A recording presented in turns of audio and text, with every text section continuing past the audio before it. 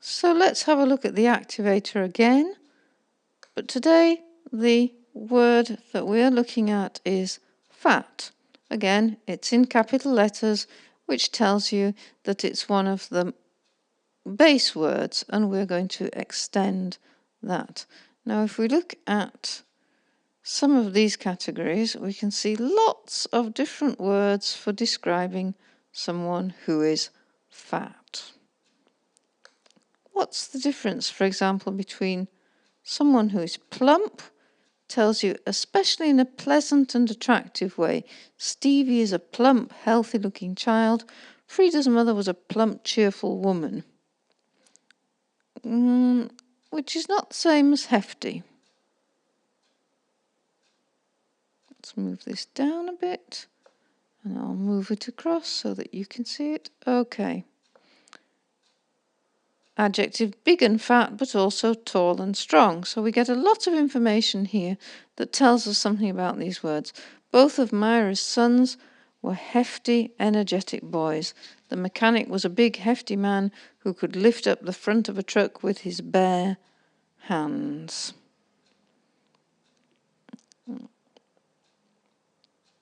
Beefy. Strong, but also a little fat and unattractive. The second prisoner was a fat-faced, beefy fellow who smelled of sweat. So you might want to use this if you want to say someone is unattractive. Okay, now we might want to talk about someone who is extremely fat. And here we have the clinical words, really. Obesity being the noun and obese being the adjective. Extremely fat in a way that's dangerous to your health. Glenda isn't just fat, she's obese.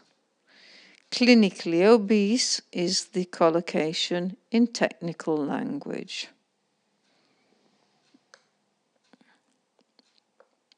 Or we might want to say that someone is fat and not very tall. And so we have various alternatives here. For example, tubby.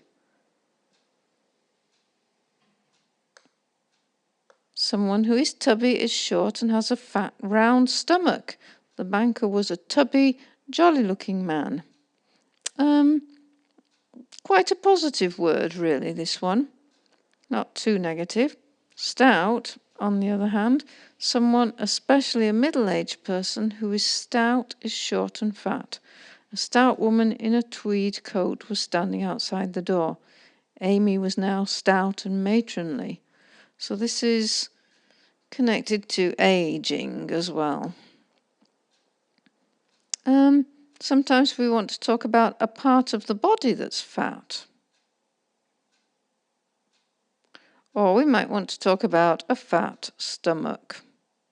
And here we have lots of very nice alternatives. A paunch. A man who has a paunch has a large stomach.